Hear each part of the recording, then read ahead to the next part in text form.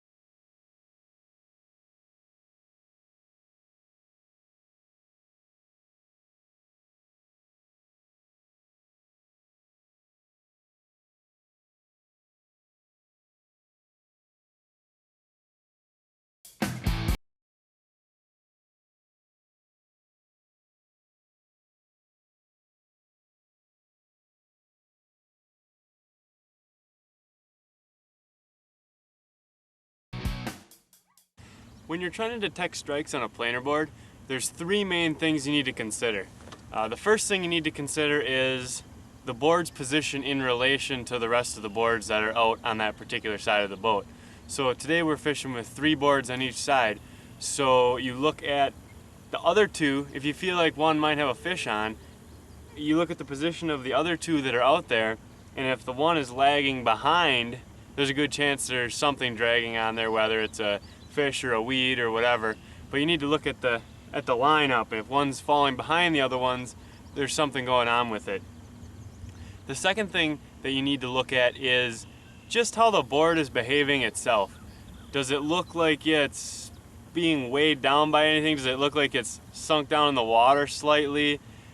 Again, you can look at the other boards that are out there and kind of compare. If the other ones are riding high and bouncing, and the one is just a little bit, even if it's not falling out of line, just weighed down a little bit, there's probably something going on with that one too, whether it's a weed or a fish.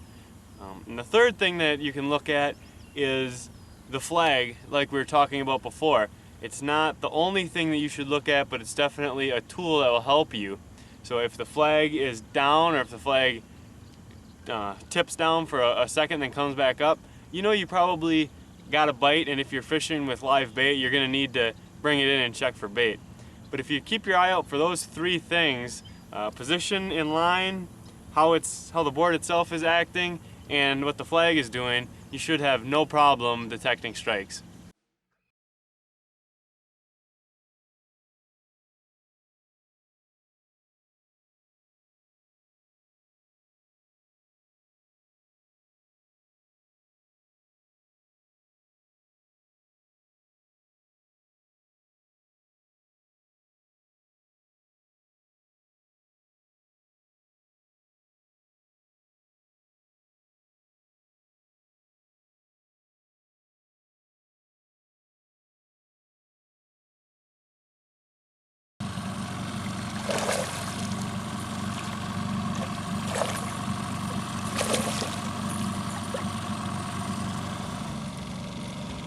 We just pulled in this nice walleye on a number 5 flicker shad in the purple tiger pattern.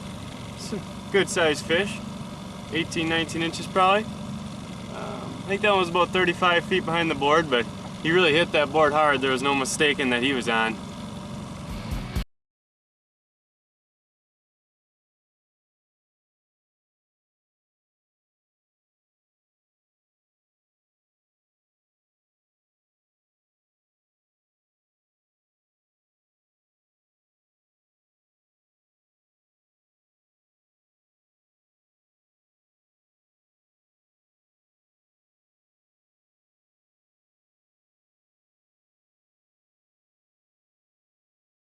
I'm about ready to wrap it up here and call it a day.